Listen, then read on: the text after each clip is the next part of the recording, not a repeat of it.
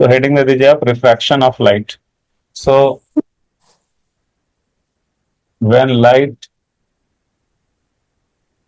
Travels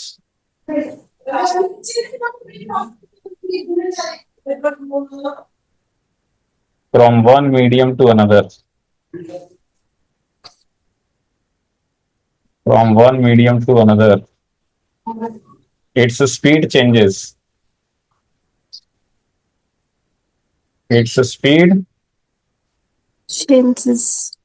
changes, due to which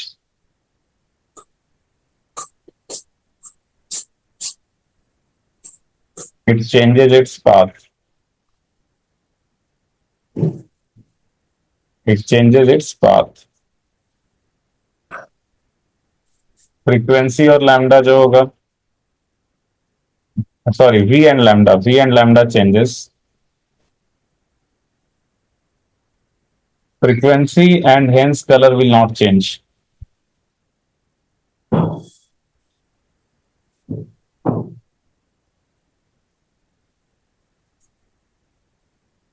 Color will not change. Colour का spelling COLOR भी होता है, COLOUR भी होता है। नो फेज चेंज अकर्स, कोई फेज में कोई चेंज नहीं होता है। No phase change occurs. अच्छा, देखो ये होता है ना formula V is equal to lambda F. Yes, sir. तो V equal to lambda F होता है ना, तो कैसा इसका फ्रीक्वेंसी सेम रहेगा। अगर स्पीड मान लो दूसरे मीडियम में जाने से स्पीड हाफ हो गया, तो वेवलेंथ भी हाफ हो जाएगा। इनका जो रेशियो है वो वही रहेगा। एफ इज इक्वल टू क्या हो गया, V बाई लैम्डा, तो फ्रीक्वेंसी सेम रहेगा। तो अगर V हाफ हो गया तो लैम्डा भी हाफ हो जाएगा, V अगर वन थर्ड हो गया तो लैम्डा भी वन थर्ड हो जाएगा। आई बात समझ में? रेशियो वही रहेगा, तो V और लैम्डा चेंज हो जाएंगे और उनका जो रेशियो है फ्रीक्वेंसी वो वही रहेगा। And colour is a property of frequency, so colour भी वही रहेगा, कलर भी चेंज नहीं होगा। अच्छा, हम लोग एक टर्म डिफाइन करते हैं, refractive index of a medium. ठीक है,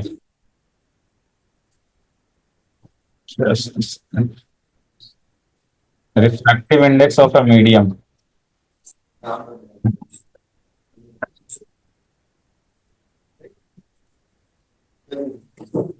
ये क्या होता है चुनमन?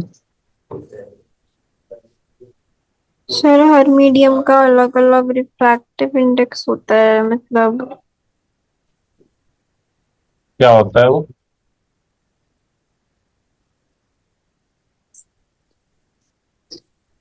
Absolute refractive index of a medium. Absolute refractive index of a medium is given by C by V. Mu is equal to C by V. C हो गया speed of light in vacuum,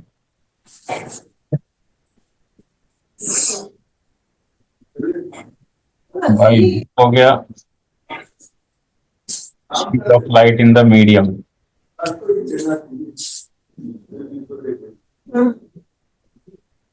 Speed of light in the medium. आप formula पूछ रहे थे?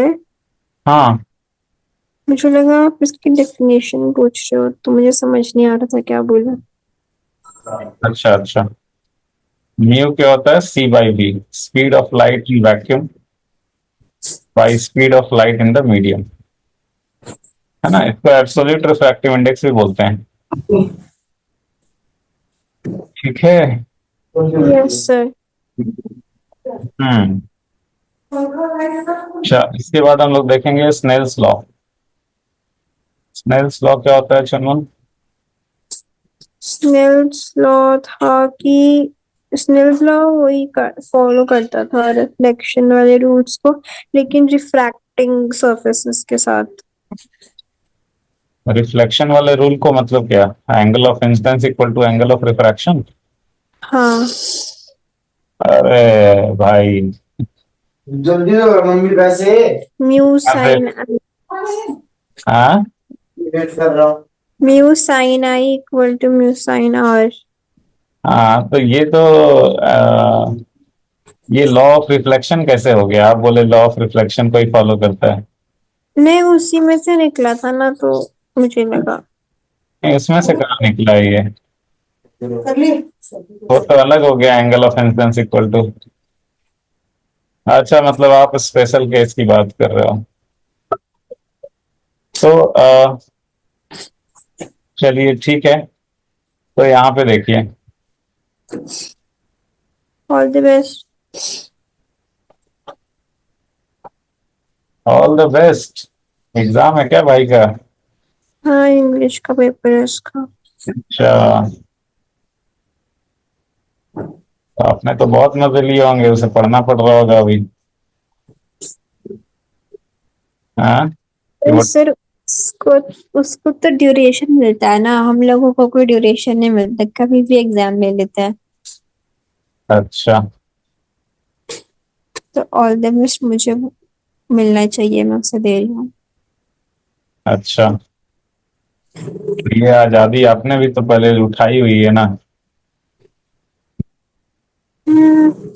एक साल बाद वो भी इसी जगह पे होगा जहाँ मैं हूँ, तो उसे समझ में आएगा कि क्या व्हाट होता आई एम थ्रू। और है? उसे तो लेना भी जेई है, वो तो और ज्यादा। हाँ, उसे तो लेना भी आईआईटी जेई का एग्जाम है, तो वो तो और ज्यादा। डिफिकल्ट होगा। हाँ। तो उस हिसाब से पढ़ता है कि नहीं? नहीं। हम्म, तो चलिए, यहाँ पे देखिए, ये हो गया आपका। और वैसे मुझे कलर यहाँ पे चेंज नहीं करना चाहिए ना, नहीं तो एक फीलिंग आएगा कि कलर चेंज हो गया। कलर वही वाला रहने देते हैं। हाँ। ये क्या बनाया है? अच्छा, ओके। ये बहुत सारे अलग अलग मीडियम्स हैं, उनके बीच का बाउंड्री दिखाया गया है। ठीक है।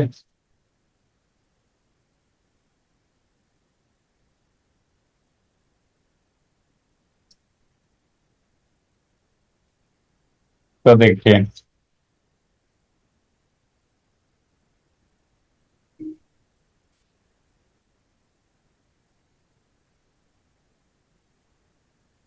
मान लीजिए ये एंगल है थीटा 1, ये वाली एंगल है थीटा 2।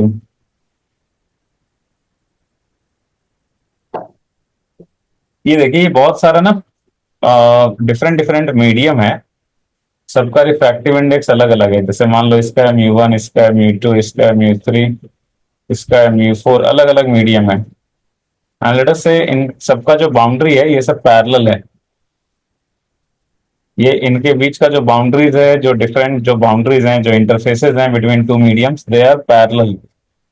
ठीक है। तो जैसे हम्म। मान लो ये अलग मीडियम हो गया, मान लो ये एयर है, ये मान लो वाटर है, ये मान लो ग्लास हो गया, इसके नीचे मान लो ये कुछ और मीडियम है, ग्लिसरीन है, इसके नीचे मान लो ये एयर हो गया। ऐसे करके अलग अलग मीडियम्स हैं। ठीक है। और उनका जो इंटरफेस है, उनका जो बाउंड्रीज है, दे आर पैरेलल बाउंड्रीज। ठीक है। हम्म। तो देखिए, तो यहाँ पे जो है वो क्या होगा कि यहाँ पे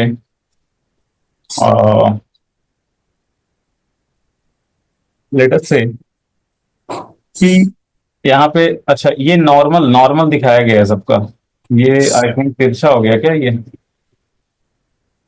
फर्स्ट वाला। फर्स्ट वाला थोड़ा सा तिरछा हो गया है।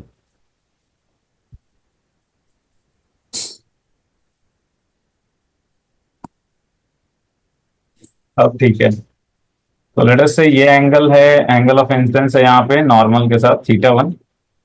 इंसिडेंट रे एंगल बना रहे हैं नॉर्मल के साथ थीटा 1, और ये मान लीजिए यहाँ पे हो गया थीटा 2। कितना हो गया ये थीटा 2। अच्छा एक बात बताइए, ये जो है दोनों अगर पैरेलल बाउंड्रीज हैं तो दोनों का जो नॉर्मल होगा वो भी पैरेलल होगा। यस सर, दोनों का जो नॉर्मल होगा वो भी, पैरेलल होगा। और दोनों का नॉर्मल पैरेलल होगा तो क्या है, ये अल्टरनेट इंटीरियर एंगल्स हो गए क्या? हाँ। क्या ये दोनों सेम होंगे? Yes sir. मान लो ये है थीटा 2 तो ये भी हो गया थीटा 2, है ना? हम्म। और मान लीजिए ये है थीटा 3 तो ये है थीटा 3। तो यहाँ पे अगेन ये भी पैरेलल हो गया, ये दोनों नॉर्मल से पैरेलल हो गए, तो ये भी अल्टरनेट इंटीरियर एंगल्स हो गए, तो ये थीटा 3 तो ये भी थीटा 3 होगा। हम्म। तो ये थीटा 3 अभी मान लीजिए दूसरे मीडियम में गया तो ये एंगल चेंज हो गया, ये हो गया थीटा 4। अभी फिर से ये दोनों पैरेलल, तो ये दोनों पैरेलल, तो अगर ये एंगल है थीटा 4 तो ये भी होगा थीटा 4, और ये मान लीजिए हो गया थीटा 5। ठीक है, ठीक है। जी सर। हाँ, तो यहाँ पे देखो लाइट रे जब एक मीडियम से दूसरे मीडियम में जा रहा है तो उसका पाथ चेंज हो जा रहा है, वो बेंड हो जा रहा है, उसका पाथ चेंज हो जा रहा है। ठीक है, तो डिफरेंट डिफरेंट मीडियम्स में जा रहा है तो उसका पाथ जो है वो डिफरेंट डिफरेंट हो जा रहा है। जब भी एक मीडियम से दूसरे मीडियम में जाता है तो बाउंड्री पे उसका पाथ जो है वो चेंज हो जाता है। ठीक है, हम्म।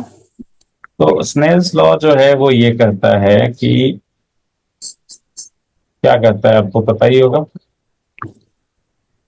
स्नेल्स लॉ ये कहता है कि μ1 sin θ1 will be equal to μ2 sin θ2 will be equal to μ3 sin θ3 will be equal to μ4 sin θ4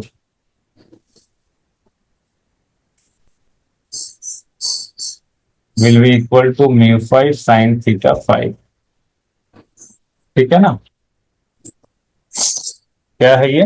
अब ये μ1 sin θ1, देखो μ1 जिस मीडियम का रिफ्रैक्टिव इंडेक्स μ1 था उसमें ये एंगल θ1 था, जिस मीडियम का रिफ्रैक्टिव इंडेक्स μ2 है उसमें ये एंगल θ2 है। देख रहे हो, μ2 वाले मीडियम में ये दोनों एंगल θ2 ही है, μ3 यस। वाले मीडियम में ये दोनों एंगल θ3 है, हम्म।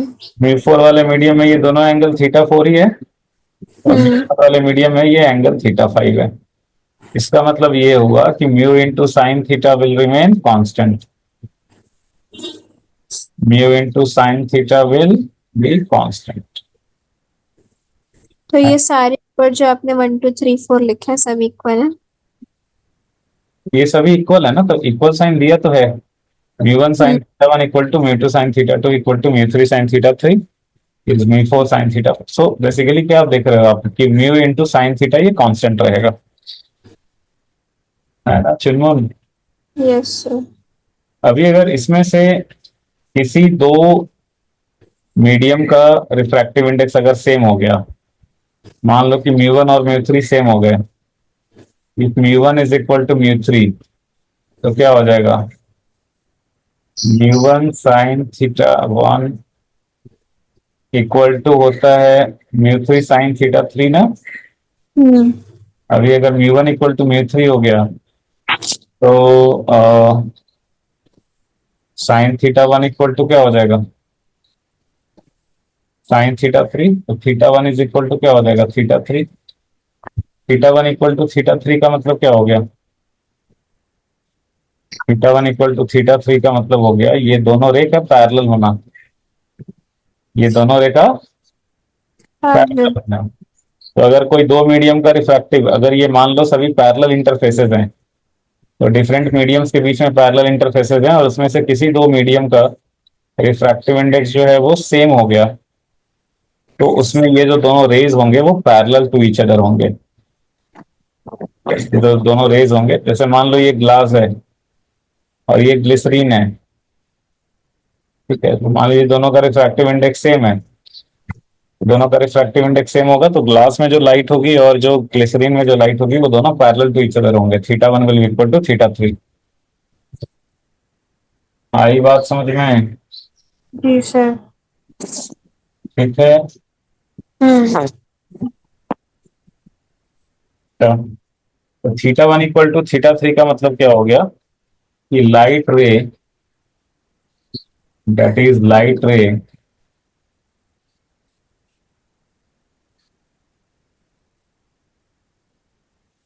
in medium 1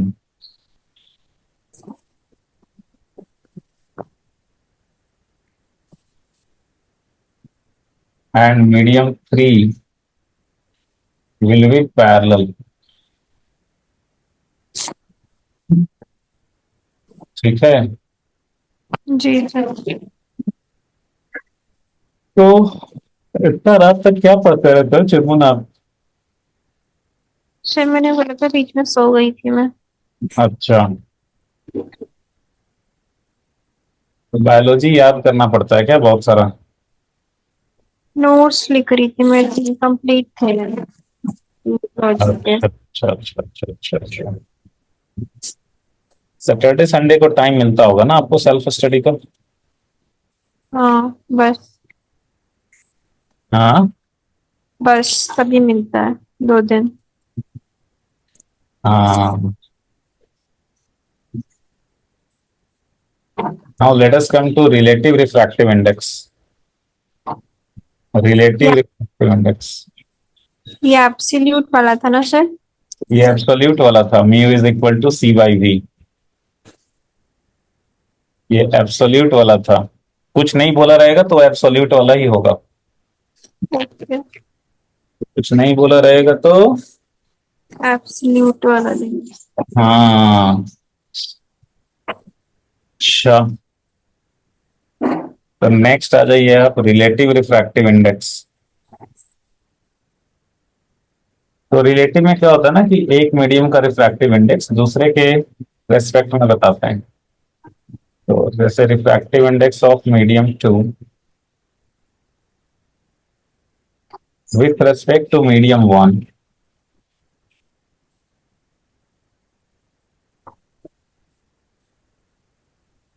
ये जैसे मान लो कि ये दो अलग अलग मीडियम्स हैं, इधर म्यू 1 है इधर म्यू 2 है, और ये लाइट रे गया है ऐसे, तो एक मीडियम से दूसरे मीडियम पे जाने में बेंड हो गया।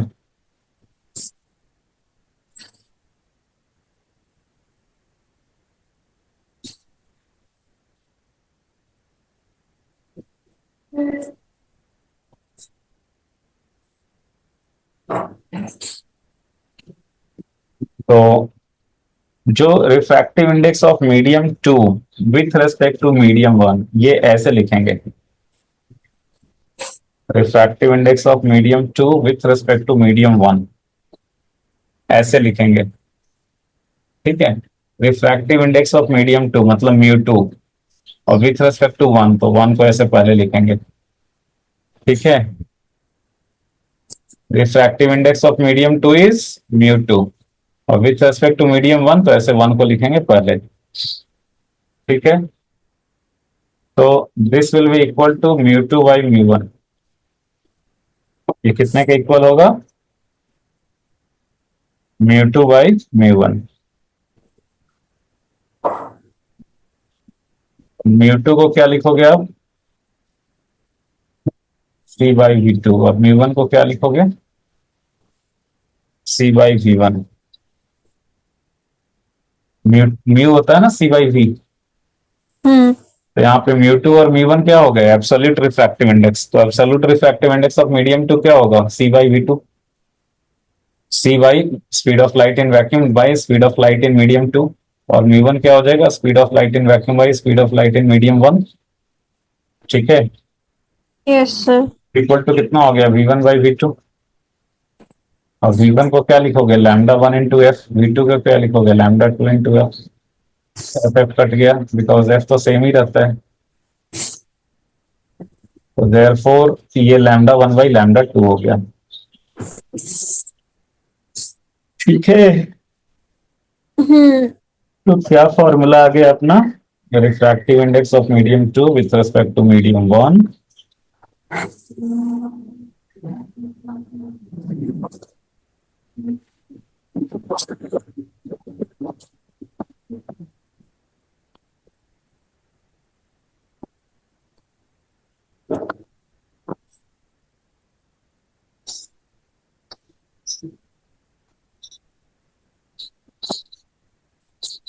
ठीक है, जी सर। रिफ्लेक्शन का तो कंप्लीट हो गया, तो मैं आपको कंप्लीट रिफ्लेक्शन का एक पीडीएफ भेज दूंगा जिसमें जिसमें रिफ्लेक्शन। रिफ्लेक्शन पूरा शुरू से लेकर लास्ट तक रहेगा। ओके। ठीक है, अच्छा रहेगा ना रिवाइज करने में। Yes sir. ऐसा मान लो कहीं जा रहे हैं, ऐसा घूमने उमने कहीं ये है, तो घूमने उमने मतलब मान लो कभी घर गए, कभी फेस्टिवल में इधर उधर गए, तो ऐसे बैठे बैठे मोबाइल से भी ऐसे रिवाइज हो जाएगा, है ना। हम्म मान लो गाड़ी से बहुत दूर जा रहे हैं, गांव जा रहे हैं, फेस्टिवल वगैरह है, तो ऐसे बैठे बैठे मोबाइल से भी एक बार देख लिए, रिवाइज हो गया, है ना चुनमन? हाँ, मैं तो सो जाती हूँ ट्रैवल करते हुए। हाँ सो गए फिर उठे फिर देख लिए। चलिए, तो सोना तो अच्छा चीज है, सोना जो है बहुत जरूरी है, इसमें माइंड रिसेट होता है। हम्म, तो नेक्स्ट आप लिख लीजिए refractive index of glass with respect to water. ये एग्जाम्पल हो गया जैसे, तो ये एग्जाम्पल हो गया अभी जो पढ़ा हम लोगों ने उसी का, refractive index of glass with respect to water. ये क्या होगा बताइए जरा।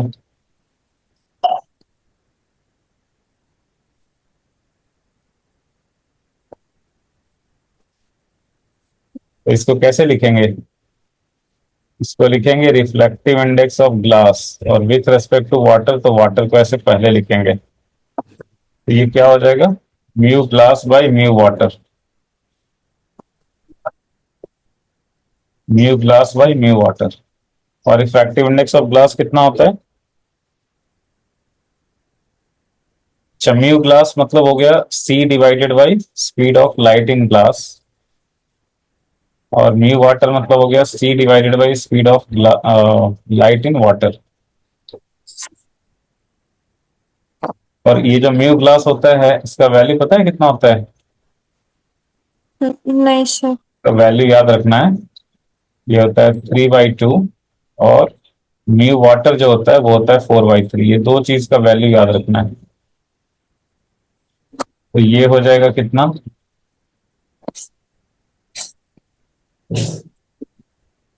98। ठीक है,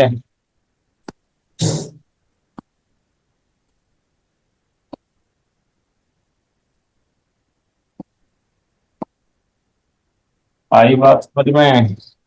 जी सर। हम्म,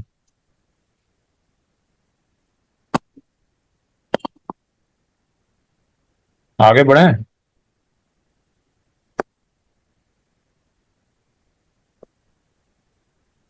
चुनमुन समझ में आ रहा है तो? Yes sir. श्योर?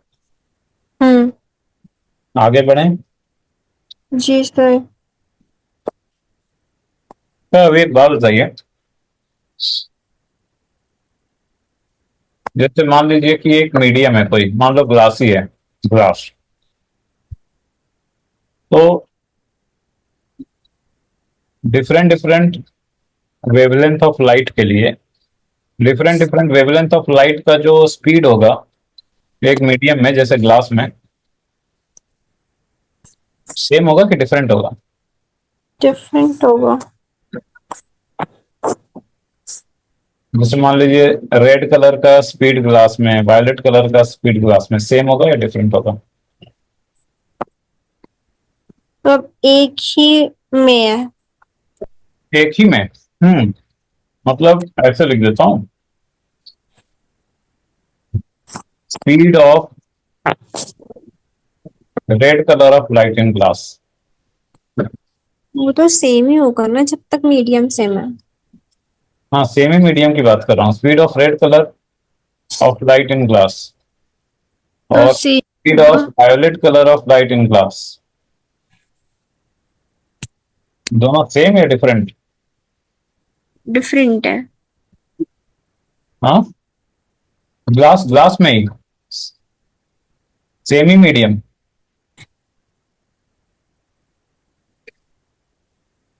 तो सेमी मीडियम में अलग अलग वेवलेंथ की लाइट सेम होगी या डिफरेंट होगी? डिफरेंट होगी। डिफरेंट होती है। हम्म।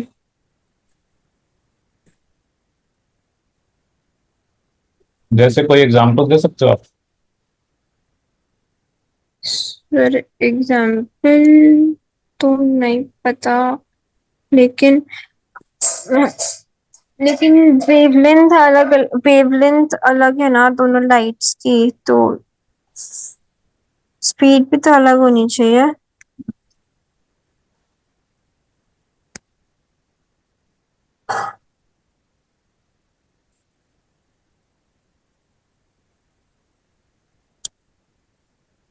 देखिए, ये मान लीजिए कि ये प्रिज्म है और इसमें व्हाइट कलर का लाइट जा रहा है।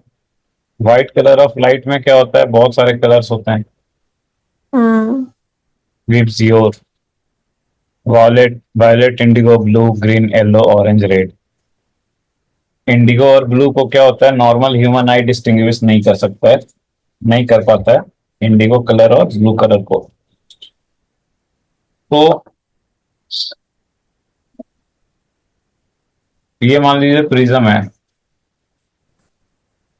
तो प्रिज्म में जाने पे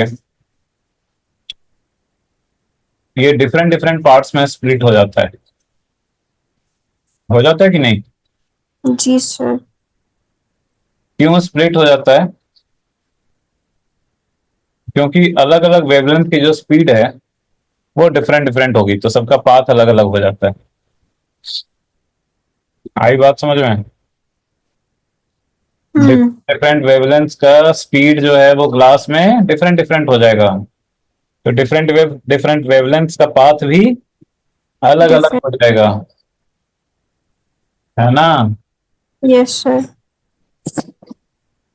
तो ये एग्जांपल हो गया। आई बात समझ में चुनमुन? जी सर। आसान है कि डिफिकल्ट है? आसान है। ये अलग अलग पार्ट में स्प्लिट हो गया। तो different different wavelengths of light का एक ही मीडियम में जो स्पीड होता है वो अलग अलग होता है, और म्यू होता है C by V. Refractive index is speed of light in vacuum by speed of light in the medium. तो अगर डिफरेंट डिफरेंट वेवलेंथ्स का स्पीड अगर अलग अलग होगा, मान लो कि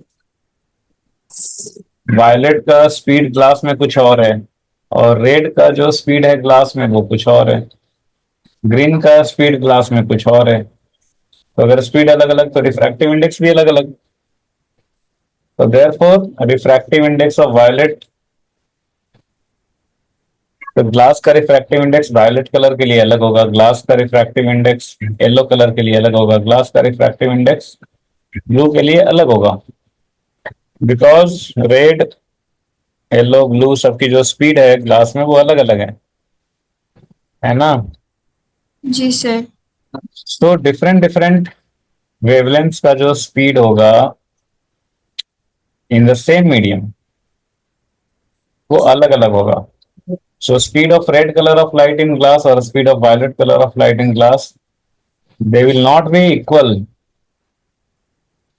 है ना? They are not equal. आई बात समझ में? तो हेडिंग में क्या लिखेंगे हम लोग? हेडिंग में लिख देंगे डिपेंडेंस ऑफ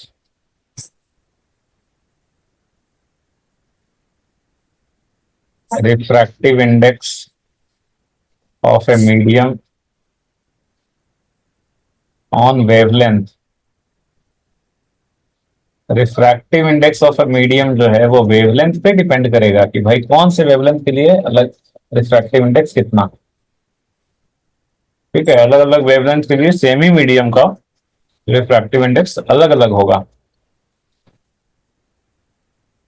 आई बात समझ में? Yes sir. तो जैसे ग्लास है या कोई भी मीडियम है, तो उसमें कौन सा कलर ज्यादा फास्टर होगा, रेड या वायलेट?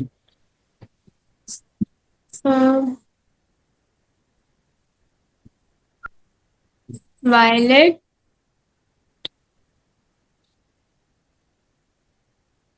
वायलेट फास्टर होगा।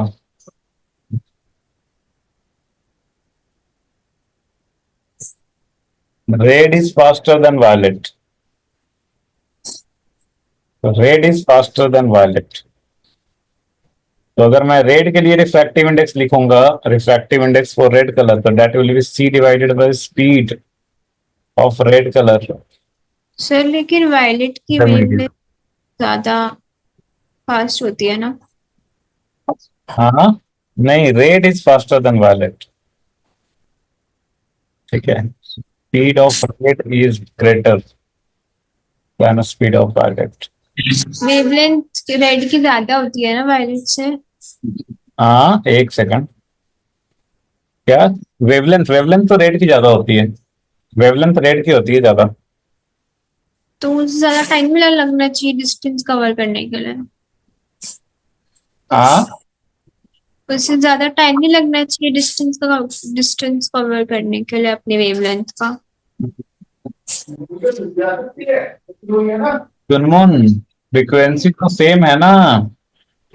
हाँ तो फ्रीक्वेंसी का मतलब क्या होता है? फ्रीक्वेंसी तो लेकिन। नहीं नहीं, फ्रीक्वेंसी का मतलब होता है नंबर ऑफ साइकिल्स पर सेकंड। हाँ। तो मान लो कि एक सेकंड में रेड ने एक साइकिल कंप्लीट किया। मान लो एक सेकंड में रेड ने एक साइकिल कंप्लीट किया। अरे, एक सेकंड में रेड ने एक साइकिल कंप्लीट किया तो इतना चला। वायलेट ने एक साइकिल कंप्लीट किया तो इसका वेवलेंथ कम है तो इतना ही चला। सर दोनों। लेकिन ज्यादा होती है ना वायलेट की? हाँ, फ्रीक्वेंसी ज्यादा होती है ना वायलेट की? अरे, अरे, अरे, अरे। आपका आ, एक देखो,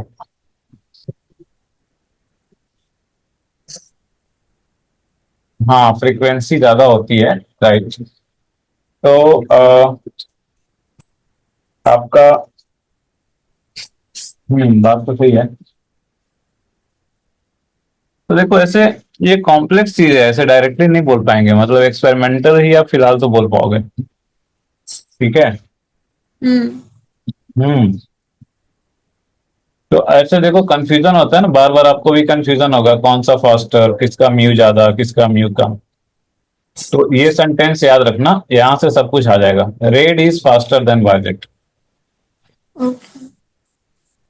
तो अगर रेड फास्टर होगा तो रेड का स्पीड ज्यादा ज्यादा होगा, होगा। और स्पीड ज्यादा तो रिफ्रैक्टिव इंडेक्स, कम। स्पीड ज्यादा तो रिफ्रैक्टिव इंडेक्स कम। तो रेड का रिफ्रैक्टिव इंडेक्स जो है वो वायलेट से, कम होता है। तो रेड के लिए रिफ्रैक्टिव इंडेक्स कम होगा वायलेट किसी भी मीडियम का। तो जैसे, तो यहाँ पे देखो क्या होगा कि रेड की रिफ्रैक्टिव इंडेक्स कम है, मतलब वेवलेंथ बढ़ने से रिफ्रैक्टिव इंडेक्स कम होता है। वेवलेंथ बढ़ने से रिफ्रैक्टिव इंडेक्स, कम होता है। हाँ, तो एक ग्राफ है, refractive index mu versus wavelength lambda. और ये ग्राफ जो है वो इस टाइप का होता है, ऐसा। तो ये ग्राफ हमें क्या बता रहा है कि वेवलेंथ बढ़ने से रिफ्रैक्टिव इंडेक्स की वैल्यू, कम होती है। तो वेवलेंथ बढ़ने से रिफ्रैक्टिव इंडेक्स कम हो रहा है। ये है वो ग्राफ। ठीक है। हम्म। तो जैसे ये मान लो वेवलेंथ है नैनोमीटर में,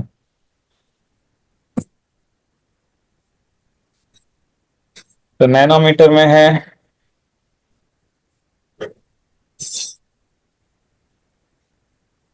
400 नैनोमीटर के लिए रिफ्रैक्टिव इंडेक्स जैसे आपका एक मीडियम का 1.48, वेवलेंथ बढ़ गया तो रिफ्रैक्टिव इंडेक्स जो है वो कम गया।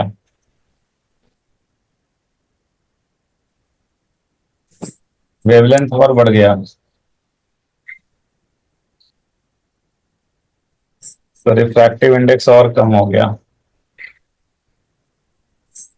ये वैल्यूज नहीं याद रखने हैं, जस्ट ये तो ऐसे ही एक आपको दिखा रहा हूँ कि वेवलेंथ बढ़ने से रिफ्रैक्टिव इंडेक्स कम होगा। तो ये ग्राफ जैसे ही आपको याद आएगा, अच्छा ऐसा ग्राफ होता था, वेवलेंथ बढ़ने से रिफ्रैक्टिव इंडेक्स कम होता था, तो आपको याद आ जाएगा सब कुछ, है ना। जी सर। हम्म। आगे बढ़े। हम्म। तो नेक्स्ट जो है ये है आपका कॉचीज फॉर्मूला।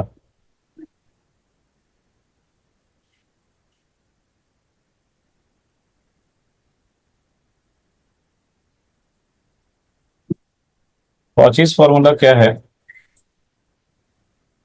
ये बताता है dependence of refractive index of a medium on the wavelength of light. तो ये कहता है कि A plus B by lambda square plus C by lambda to the power 4 plus B by lambda to the power 6 plus so and so on, ऐसा होता है कुछ। मतलब लैम्डा बढ़ने, तो यहाँ पे वेयर ये जो ए बी सी डी वगैरह हैं वो कॉन्स्टेंट्स हैं। ए बी सी डी वगैरह क्या है? कॉन्स्टेंट्स। हाँ, तो ये भी ग्राफ ये बता रहा है कि लैम्डा बढ़ने से रिफ्रैक्टिव इंडेक्स जो है वो कम होगा। Where A B C D are constants.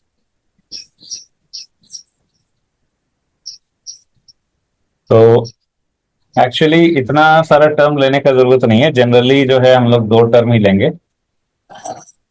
तो generally you can write mu is equal to A plus B by lambda square.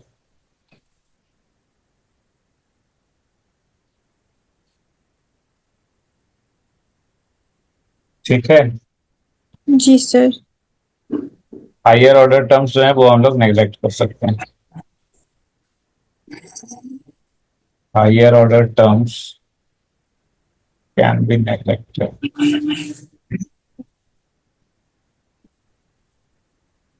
ठीक है चंदमोहन। जी सर। लेकिन वैक्यूम में सारे वेवलेंथ ना सेम ही स्पीड से मूव करेंगे। वैक्यूम में सबका जो स्पीड होगा वो सी ही होगा।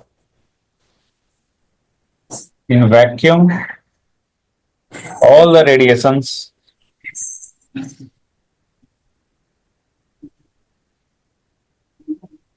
move with same speed,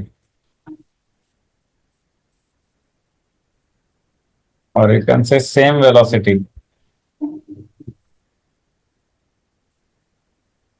same speed ही लिखो, स्पीड ज्यादा बेटर है। In vacuum all the radiations move with same speed, और वो स्पीड का वैल्यू कितना होता है?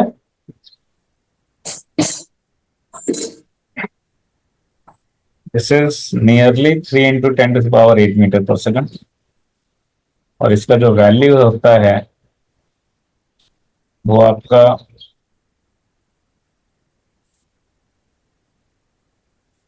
1/√μ0 के इक्वल होता है। ठीक है। Yes sir. और अगर दूसरा मीडियम रहेगा तो दूसरे मीडियम में जो उसका स्पीड होता है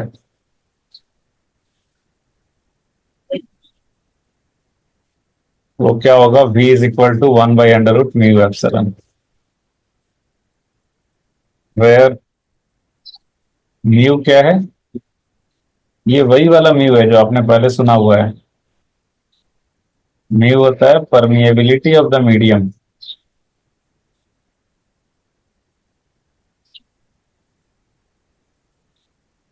म्यू क्या होता है? Permeability of the medium. Mu की वैल्यू कितनी होती है? Mu naught mu R. और एप्सिलॉन क्या है?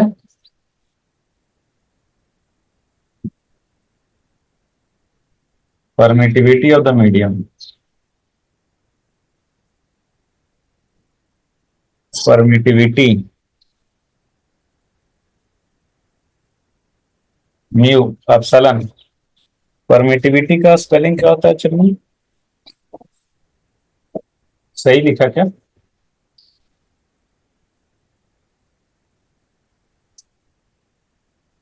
एप्सिलॉन का epsilon permittivity of the medium. Epsilon को लिख सकते हो आप epsilon naught into epsilon R.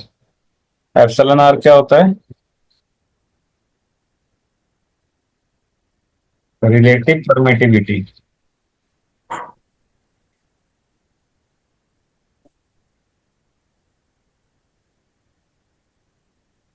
तो ये वैल्यू अगर आप बैठाओगे तो v का जो फॉर्मूला है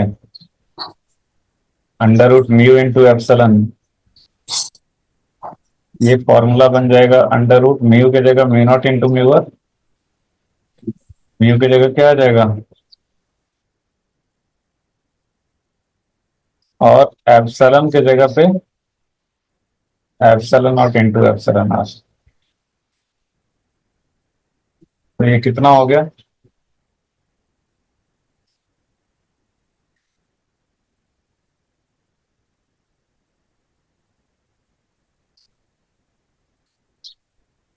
तो ये हो गया आपका इतना। अच्छा, ये जो 1/√μ नॉट एप्सिलॉन नॉट होता है इसी को तो सी बोलते हैं ना?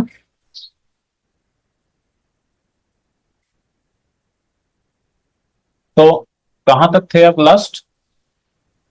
ये ई आर पे थी। ये एप्सिलॉन जो होता है ये होता है परमिटिविटी ऑफ द मीडियम, जो इलेक्ट्रोस्टैटिक्स में पढ़े थे ना, हम्म।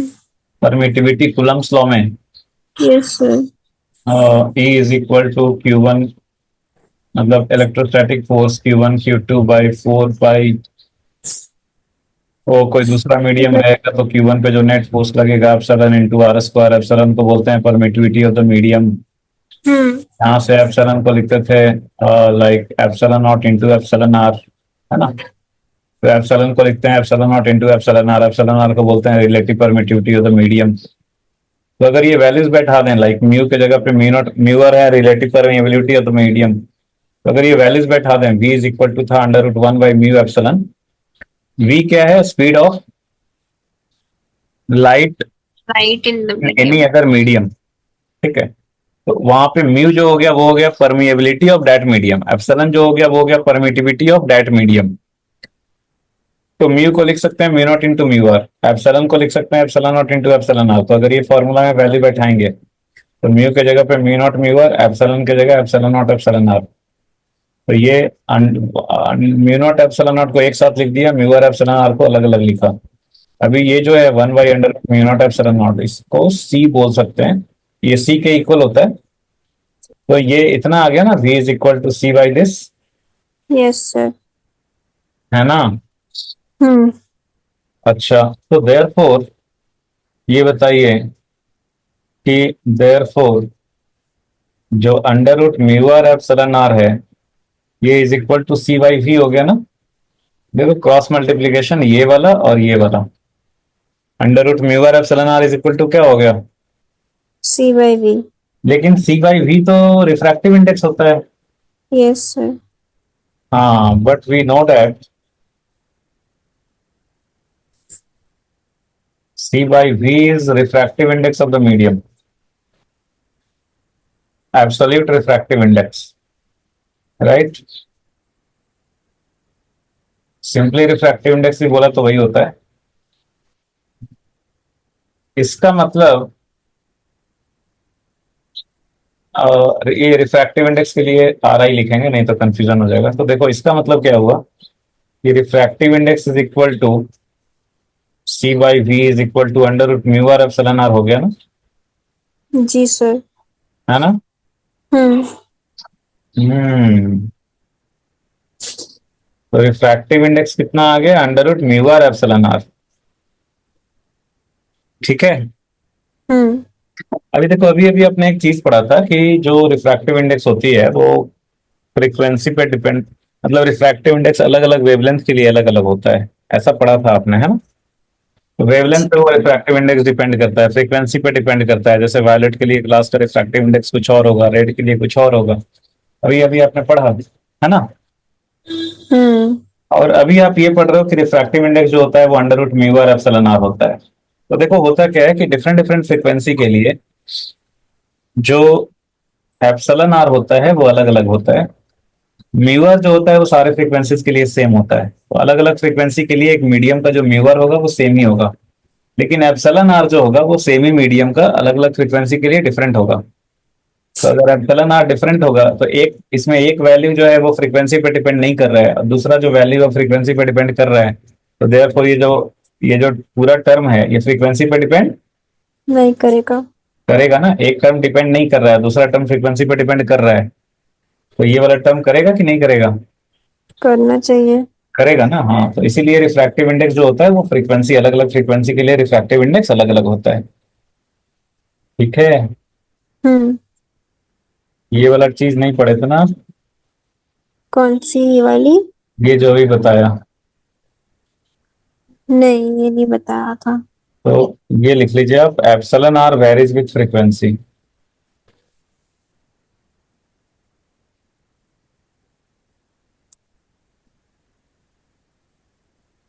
ठीक है। और म्यू आर जो है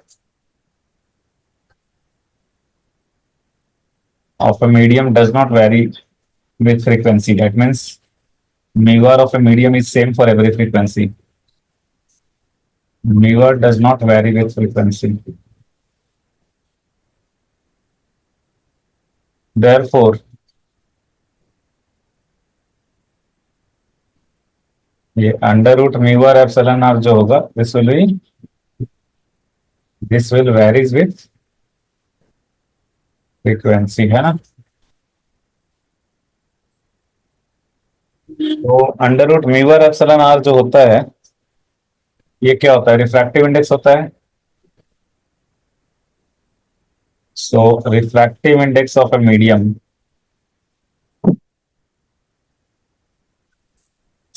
is different for different frequencies, right? Yes sir. So the refractive index of a medium is different for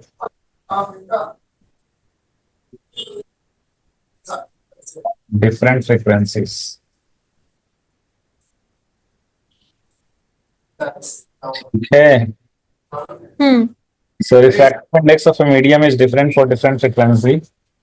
That is the reason when a white light passes through prism,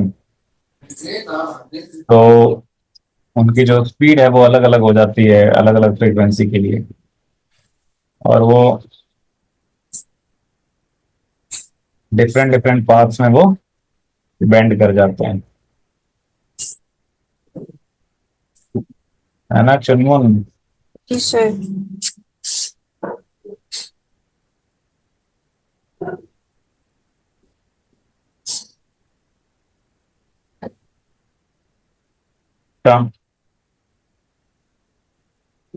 okay okay okay okay, ये चीज समझ में आ गया। हम्म। अभी तक में क्या क्या पढ़ा आपने?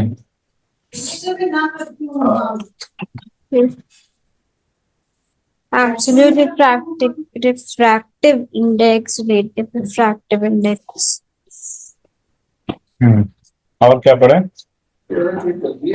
और रिफ्रैक्टिव इंडेक्स डिफरेंट मीडियम्स में म्यू नॉट और एप्सिलॉन नॉट के बीच का रिलेशनशिप, क्या क्या क्या? म्यू नॉट और एप्सिलॉन नॉट का क्या बोलते हैं, रिफ्रैक्टिव इंडेक्स के साथ रिलेशनशिप।